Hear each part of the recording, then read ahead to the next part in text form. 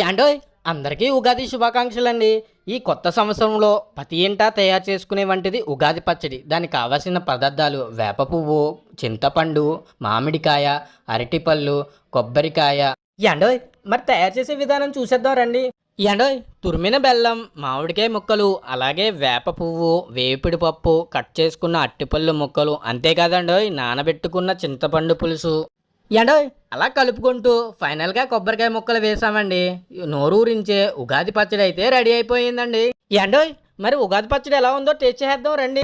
చేదైనా గాని ఇష్టంగాని తింటున్నామంటే అదే ఉగాదని అంటా. ఏ కష్టాలైనా వచ్చేపోయే చుట్టాలే అయితే సదా సుఖాలతో ఉంటా. యాండోయ్ మీలో ఎంతమంది ఇంట్లో ఉగాది పచ్చడి తయారు చేస్తున్నారో కామెంట్ చేయండి. యాండోయ్ మీకు మీ కుటుంబానికి హ్యాపీ